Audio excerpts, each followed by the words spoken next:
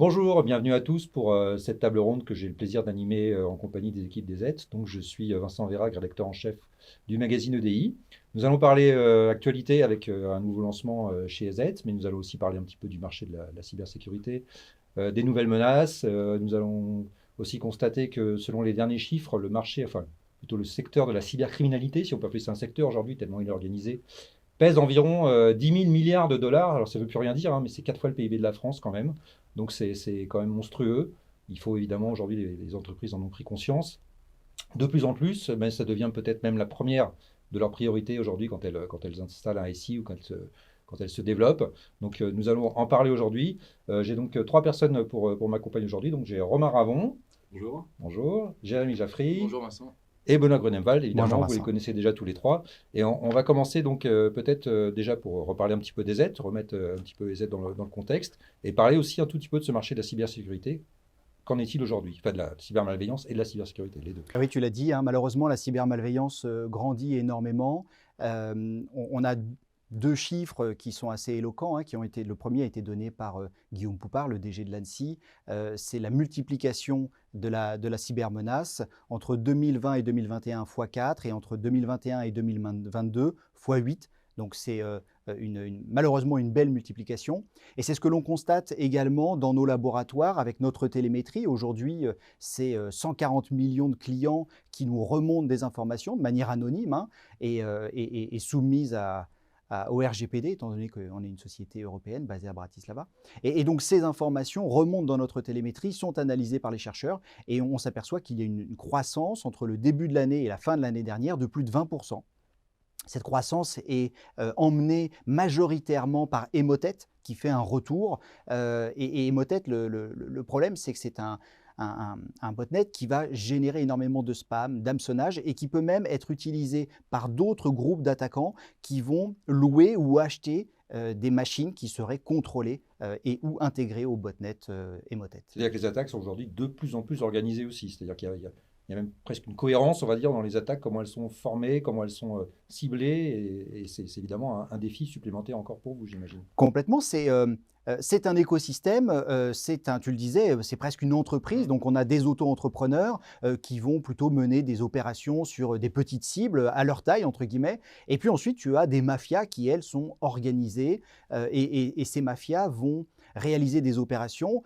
Si on tombe dans les pièges de l'hameçonnage, c'est notamment parce qu'ils sont bien faits au niveau technique, c'est-à-dire qu'ils vont utiliser des infrastructures qui vont passer un certain nombre de filtres, bien faits au niveau psychologique, ça veut dire que le message est bien rédigé, l'intelligence artificielle leur permet de peaufiner le message généralement avec très peu de fautes, dans la langue qu'ils ciblent. Donc voilà, ces technologies-là, celles qu'on utilise, le cloud et l'intelligence artificielle, sont utilisées par les cybercriminels de la même manière. Et ce qu'il faut dire, évidemment, même si on en est conscient, c'est que personne n'est à l'abri. Surtout, c'est pas parce qu'on est une grosse entreprise très bien protégée ou une petite TPE qui a un peu plus de mal. De toute façon, tout le monde est une cible potentielle sur les attaques. La première chose à comprendre, c'est qu'à partir du moment où on a un système d'information, alors chez un auto-entrepreneur, c'est son smartphone, son ordinateur, et puis ensuite dans une PME, on va avoir des serveurs ou des services. On va aussi beaucoup utiliser le cloud, et le cloud permet de s'affranchir d'un certain nombre de problématiques de mise à jour des OS, par exemple, des applications, mais les droits d'accès, qui accède aux informations, comment ces informations sont stockées, sauvegardées, le problème reste entier, en tout cas sur cette partie-là. Et donc les petites et moyennes entreprises souvent se disent « je ne suis pas la cible de groupes d'attaquants ». Malheureusement, il y a des groupes d'attaquants pour toutes les cibles. Et souvent, quand on est une petite et moyenne entreprise, soit on est autonome, soit on est sous-traitant d'un grand groupe. Et dans ce cas-là, il vaut mieux pour un attaquant cibler une petite et moyenne entreprise moins bien protégée que le grand groupe pour essayer ensuite par rebond d'attaquer, en tout cas de pénétrer et d'avoir des informations sur le grand groupe. Oui, bien sûr. Et puis souvent, malheureusement, on se place en position de répondre aux attaques. C'est-à-dire une fois que c'est arrivé en médiation, le vrai problème aujourd'hui, c'est plutôt la prévention. Là, je vais me tourner vers Romain parce qu'on a aujourd'hui beaucoup d'outils. Alors, on appelle ça les DR, on va dire, Detected and Response. Il y a beaucoup de déclinaisons. Est-ce que, Romain, tu peux justement nous décrire un petit peu aujourd'hui le panorama de ces protections DR? C'est vrai qu'aujourd'hui, voilà, tout ce qui est détection et réponse, on va dire, c'est les nouvelles technologies qui vont justement nous accompagner sur les menaces dont parlait Benoît. Donc aujourd'hui, on va dire que la détection, ça va être une technologie qui va être sur du diagnostic, sur de la recherche pour essayer de retrouver un petit peu ces codes malveillants, de les identifier en post-exécution, en phase d'exécution. On va les analyser selon leur comportement. Tout ce qui va être sur la réponse, on va plus essayer justement de réagir. Ça va être différentes actions qui peuvent être automatisées, qui peuvent être manuelles. Et on va essayer justement d'isoler ou d'atténuer une menace pour limiter un petit peu les dégâts. Donc aujourd'hui, c'est vrai qu'on a l'XDR. Donc on parle beaucoup de l'XDR, c'est un nom qui est un petit peu à la mode. On va dire que tout ce qui va être sur les détections et les réponses, on va aller chercher des données. Et en fait, ces données collectées, on essaie de savoir d'où elles proviennent. Où est-ce qu'on va les chercher? Donc sur de l'EDR, on va aller plus sur le poste de travail. On a le NDR qui va être sur le réseau. Et en fait, l'XDR, on va aller chercher ces sources d'informations un petit peu partout, dans le pare-feu. Et donc, c'est l'extended, c'est ça. On parle donc de détection et de réponse étendue parce qu'on va aller chercher les informations un petit peu partout. Et donc, aujourd'hui, ce qui est certain, et il me semble que le Gartner a fait une petite étude récemment sur le fait que 40% des entreprises, d'ici quelques années, travailleraient avec des outils d'XDR. Donc ça devient aussi incontournable que l'était un antivirus sur un poste client. C'est ça, tout à fait. En fait, aujourd'hui, on ne peut pas se contenter d'analyser un poste de travail et c'est pas comme ça que ça va fonctionner. On se rend compte qu'au final, dans 3-4 ans, on va avoir 50% des entreprises ce sera leur antivirus. Donc, on est sur une technologie, en effet, qui est tout à fait du goût du jour, qui est très intéressante. Et donc, en effet, la prévention, vous parliez de la prévention. Nous, chez Z, on met un gros accent sur la prévention, dans le sens où il faut anticiper, en fait, ces menaces. Typiquement, l'XDR, c'est pas tout simplement un outil qu'on installe, où on va justement détecter une menace et pouvoir y remédier avec 2-3 clics. On n'est pas sur ce type d'outil, on est sur un outil qui a besoin d'informations de manière générale. Donc nous, c'est vrai qu'on a il y a besoin de beaucoup de data, c'est ça c'est ça, tout à fait. Donc nous, en fait, c'est de l'analyse en fait avant tout. C'est de l'analyse, notamment, et voilà. Qui permet en fait de répondre à des comportements suspects, on va dire en quelque sorte. Oui, c'est ça. Donc il y a une multitude de technologies qui existent pour ça. Et nous, chez Z, je pense qu'on a la richesse de les Z LiveSense, qui est en fait le nom qui représente toutes nos technologies de protection multicouche. Et en fait, c'est ce qui permet d'alimenter cette détection et cette réponse. Aujourd'hui, je pense que l'XDR, tout simplement, sans prévention, il n'y a pas d'XDR. On a besoin d'alimenter ça, et je pense que c'est là qu'il faut aussi se pencher un petit peu sur ce que proposent en fait les différents éditeurs, ce qu'ils vont proposer justement comme technologie pour alimenter leurs outils de détection et de réponse, même sur les intégrations aussi. C'est vrai qu'aujourd'hui, on a besoin de chaque entreprise de s'adapter et de trouver son outil XDR qui répond très exactement à ses besoins. Alors pour ces outils, justement, là on va parler plutôt sur la partie channel avec Jérémy. Ce sont des outils qui sont particulièrement bien adaptés au monde du Managed Services, du MSP. Beaucoup, je pense, d'entre ceux qui nous regardent sont des MSP. Comment est-ce qu'aujourd'hui ça s'intègre justement dans l'arsenal, on va dire, de protection que les MSP peuvent fournir à leurs clients? Alors, dans l'intégration des MSP, effectivement, on va toujours avoir au niveau de l'intégration, d'une part, une plateforme dédiée aux revendeurs MSP. Cette plateforme, on peut l'assimiler à une plateforme de commande en quelque sorte. C'est ce qui va déjà d'une part rendre, et c'est le besoin aussi des MSP, d'être autonomes et flexibles. Donc cette plateforme va leur permettre de créer des clients, leur attribuer des quantités, de pouvoir finalement adapter cette consommation en fonction de l'activité de leurs clients et de pouvoir à tout moment répondre aux besoins spontanés des clients. Et cette plateforme, d'un autre côté, se synchronise finalement avec les outils techniques, nos consoles techniques, que ce soit la console pour manager le socle, le premier socle de protection des endpoints, mais également la console qui va permettre de manager d'une manière plus générale la partie EDR. Et finalement, en synchronisant ces deux outils, on arrive à proposer à nos partenaires une grande autonomie, une très grande flexibilité pour pouvoir finalement être totalement autonome, encore une fois, dans la création de leur offre. Et c'est ce qui va permettre finalement de rendre chaque partenaire, revendeur MSP, de lui permettre de créer une offre différente de la concurrence, parce qu'en ayant cette flexibilité et cette autonomie, il va pouvoir adapter finalement avec le modèle MSP, c'est-à-dire l'achat avec de l'achat mensuel, le prix, finalement, les quantités s'agrègent, qui permet de leur faire bénéficier du meilleur prix. C'est ce qui va leur permettre de créer une offre qui se différencie des autres concurrents qu'ils peuvent retrouver sur leur secteur d'une manière générale. Parce que là, justement, c'est la grande nouveauté qui est annoncée aujourd'hui, c'est que l'EDR aujourd'hui est disponible en plateforme cloud pour tous les partenaires SL, donc principalement les MSP pour ce mode de distribution en tout cas. Ça donc, c'est vraiment la grosse nouveauté d'aujourd'hui. Tout à fait, c'est une grande nouveauté. Aujourd'hui, nous n'avions pas encore cette partie EDR Cloud sous le format MSP tel qu'on le connaît. Aujourd'hui, il y a cette intégration déjà d'une part au niveau commercial, c'est-à-dire que c'est dans une offre bundleisée qui permet à nos revendeurs MSP de bénéficier à la fois d'une offre leur permettant de protéger la partie endpoint et la partie EDR d'une manière bundleisée, leur permettant d'avoir le meilleur prix d'achat possible. Et d'un autre côté, de pouvoir accéder avec leur outil, leur espace dédié MSP, de pouvoir accéder aux consoles cloud, qu'elles soient pour la protection des endpoints ou également tout de suite pouvoir accéder dans le cloud à leur console EDR pour protéger cette partie-là de service. Donc, il y a un bénéfice commercial, il y a un bénéfice technique aussi, j'imagine, vraiment sur l'utilisation du cloud, comme ça, pour le déploiement des services. C'est vrai que de manière générale, le cloud apporte une flexibilité à toutes les entreprises. Au niveau justement même des capacités de l'abonnement, par exemple, on se retrouve à avoir des possibilités d'adaptation par rapport à des pics d'activité. On va pouvoir s'adapter, adapter l'infrastructure cloud, et on se retrouve avec des avantages assez intéressants, que ce soit des avantages financiers sur le fait qu'un revendeur va beaucoup moins se déplacer pour aller chez le client. On va se retrouver sur des avantages d'espace de stockage, de nombre d'utilisateurs qu'on peut jouer avec tous ces avantages-là.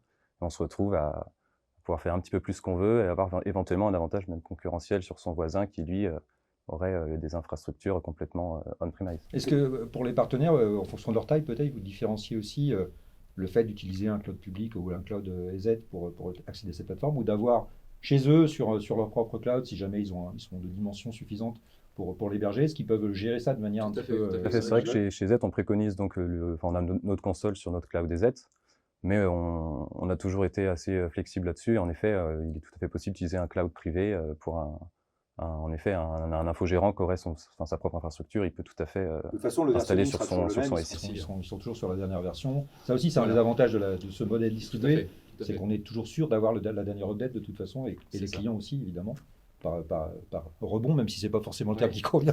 On parle plutôt d'attaque par rebond, mais là, il y a plutôt un bénéfice par rebond, c'est que le client aura toujours la version la plus à jour, de toute façon. Ce qui est très intéressant sur ces produits de cyber, en effet, on a besoin d'avoir nos solutions à jour, que ce soit par compatibilité avec les OS, ou que ce soit les nouvelles fonctionnalités qui évoluent. Tous les 2 mois, les produits sont de plus en plus performants. Donc, D'accord. Ce sont aussi évidemment des produits qui nécessitent des compétences spécifiques. Ce n'est pas quelque chose qu'un client final va déployer lui-même. De toute façon, là aussi, les MSP et les revendeurs ont un rôle à jouer. Peut-être, Jérémy, sur la partie formation, certification, comment ça se passe pour les MSP qui seraient intéressés pour le déploiement de ces solutions?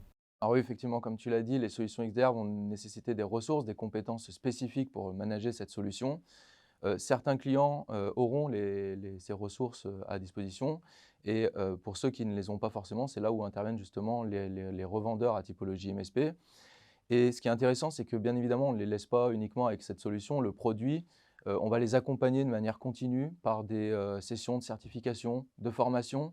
Ce qui est intéressant également, c'est qu'aujourd'hui, dans le paysage des revendeurs et plus généralement des revendeurs IT, on note des revendeurs qui sont hybrides, qui deviennent hybrides, c'est-à-dire qui gardent un modèle annuel au niveau du licensing, mais qui veulent également aller sur la partie service et donc qui se transforment sur la partie MSP. Qui ajoutent une brique MSP en fait à leur... Ils ajoutent cette partie-là, cette flexibilité MSP, mais ils vont également vouloir faire évoluer leur offre de cybersécurité en proposant des solutions XDR. Et finalement, on va également être dans la capacité de les accompagner auprès de leurs clients pour la simple et unique raison, c'est que, comme on l'a dit, ça va nécessiter des compétences qu'ils n'auront pas peut-être tout de suite à l'instant T. Cependant, on ne va pas les inciter à freiner leur business. Donc, s'ils ont des opportunités, on va être capable de les accompagner pour installer la solution, pour faire le déploiement, pour paramétrer. Et finalement, on fait participer nos partenaires à ces sessions, à ces certifications, ce qui va leur permettre d'une part d'être directement finalement actifs sur ces deals, mais également de pouvoir monter en compétences quand on va également les accompagner sur toutes ces tâches de paramétrage et de déploiement.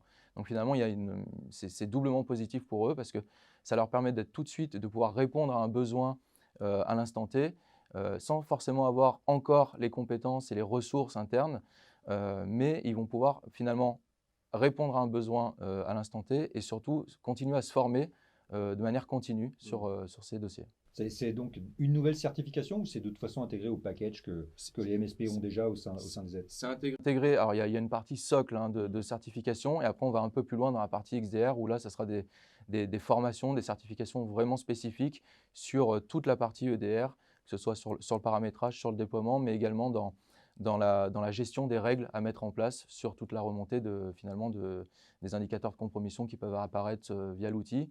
Le but, c'est également d'orienter, de former les équipes de nos revendeurs sur l'interprétation de tous ces éléments qui arrivent finalement par l'analyse de l'EDR. D'accord.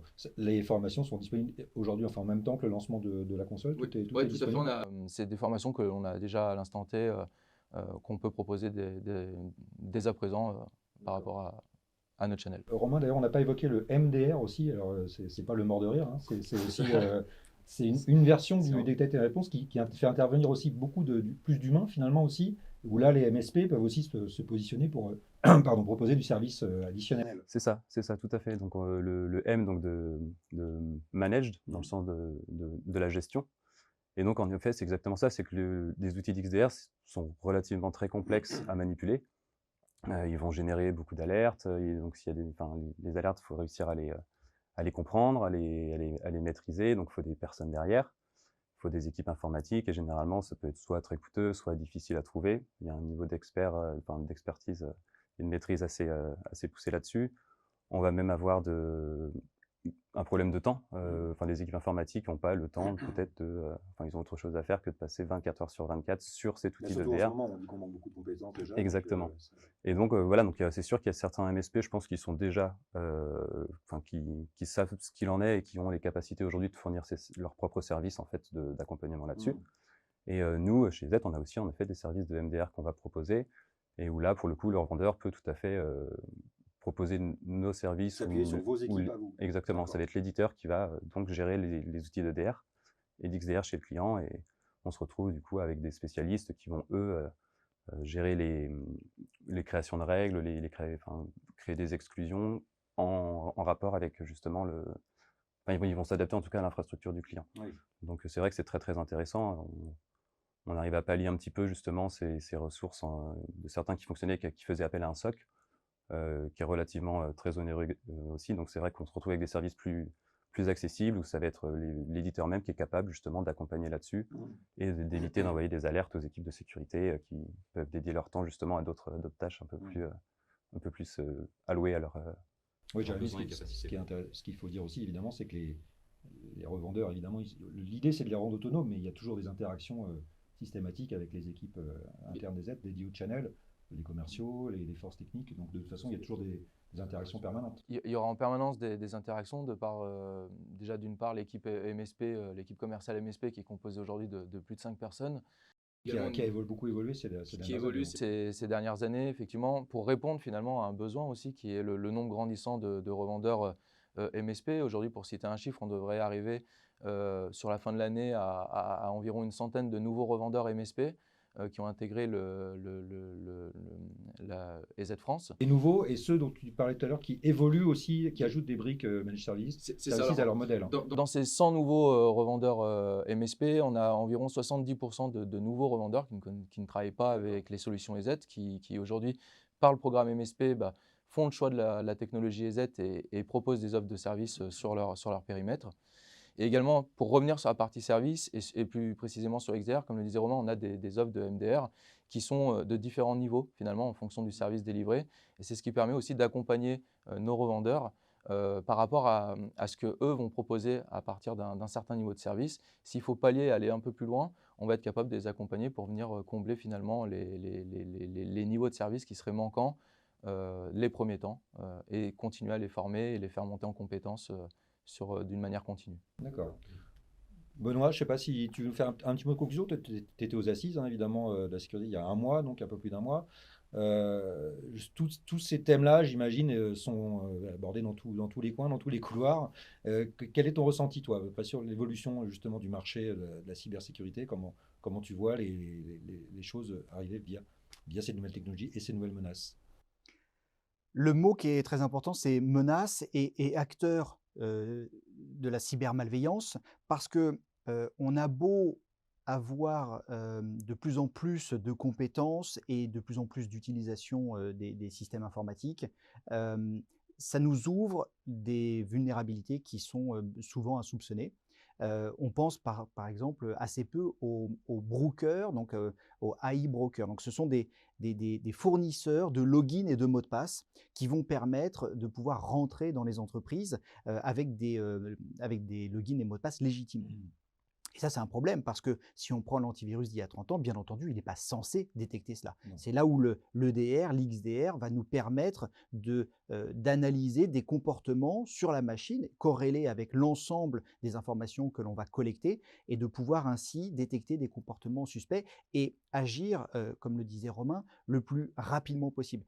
On est vraiment sur de la prévention. On sait que c'est ce qui va coûter le moins cher. C'est-à-dire que si vous mettez X dans des solutions de détection, de prévention et Y dans le service, eh bien ça vous fera toujours un coût qui est moins important que de subir une attaque et de devoir repartir, restaurer les sauvegardes, restaurer les serveurs, négocier avec les attaquants si vous avez une demande de ransomware, gérer la crise avec les clients, gérer la crise avec les autorités, parce qu'avec le RGPD, si vous avez des données personnelles, vous allez devoir expliquer qu'elles ont fuité, etc.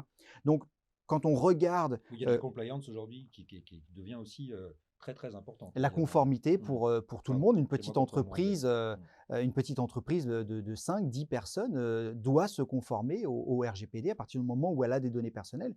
Et chaque entreprise a des données personnelles.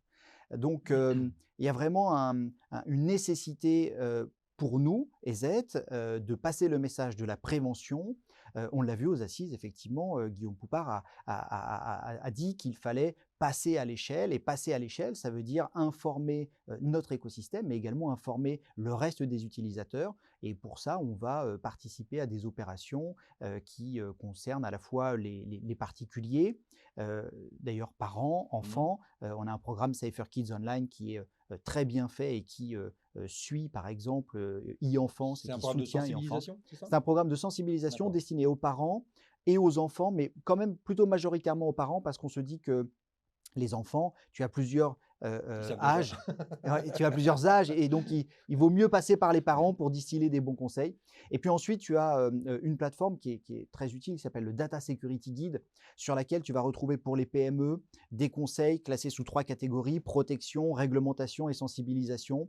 Et dans ces 3 catégories, tu vas retrouver à la fois de la conformité, des bons conseils pour se protéger, je veux dire, concrètement, et puis des conseils où on va des fois travailler avec des avocats qui vont nous permettre de comprendre ce qu'est la conformité avec le RGPD, avec les chartes informatiques, avec NIS 2 qui arrive. Voilà, donc on essaye d'aborder tout ça sous ces 3 volets. Et tu le disais, les assises, ça a été vraiment très riche. Le regroupement de l'écosystème qui avance de pair. Et on le voit, nous, au quotidien. On ne peut pas faire de cybersécurité si on n'est pas tous ensemble, confrères, concurrents. Ça ne marche pas si on n'avance pas conjointement. On ne peut pas siloter la protection. On le voit avec le XDR et le X de XDR est bien extended. Et nous, on est éditeur endpoint traditionnel. Alors, on va beaucoup plus loin aujourd'hui, mais on est un éditeur avec un périmètre. Si on ne s'associe pas au reste de l'écosystème, on ne gagnera pas. Y compris jusqu'à la sauvegarde de données, la restitution, enfin voilà, on va même au-delà même de la simple sécurité, si je puis dire, même si aujourd'hui la sécurité c'est très vaste. Donc toutes ces informations sont sur le site, j'imagine, sur le site des aides, de toute façon les revendeurs peuvent le trouver, sur le portail, peut-être aussi sur le portail partenaire. Complètement, Romain a fait un excellent travail pour amener beaucoup plus d'informations dans le programme partenaire. Oui, c'est vrai qu'aujourd'hui, voilà, on partage énormément d'informations sur pas mal de mises à jour et on explique aussi justement toutes ces différentes couches de protection qu'on a. On explique via des démonstrations un petit peu techniques et assez courtes. On répond aux problématiques qu'on peut rencontrer sur un salon après des discussions avec nos revendeurs. Voilà, une problématique, on va la réaliser, on va leur expliquer et puis on essaie de tous communiquer ensemble et d'avancer ensemble. Merci beaucoup donc à tous les 3. Donc, merci, je vous envoie ceux qui nous regardent à aller voir sur le portail et sur le site EZ pour trouver plus d'informations et pour évidemment utiliser la nouvelle plateforme EDR Cloud. Voilà. Merci beaucoup. Merci.